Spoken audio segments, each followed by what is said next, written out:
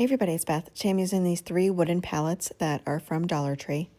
I paint them all completely with fired clay chalk paint, and that is by Folkart.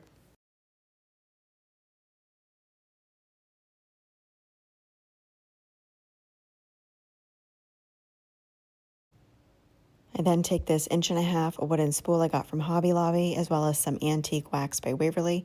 I brush the wax on the spool. I then blend it in with a baby wipe.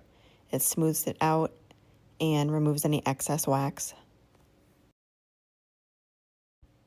I also take the wax using the baby wipe and put some of that on the front of each of those pallets. Next, I am taking 2 of the pallets and hot gluing those together. I then take the 3rd one and glue it to the center of those 2 that are glued together.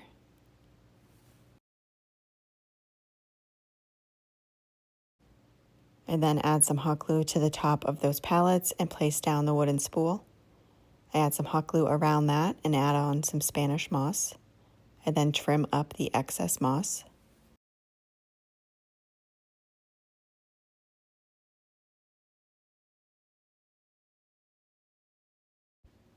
Next, I'll be using one of these little faux leather leaves. I cut that down so it's not as long and hot glue those pieces together and then hot glue that onto the moss.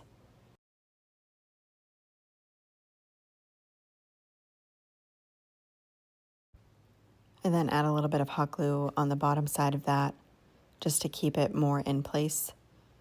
I then cut a few pieces off of this pick, which is from Hobby Lobby, and hot glue those. The leaves, I hot glue a couple of sets of those to the left, and then add these right into the pallet. And that is it for this project. Thank you so much for watching.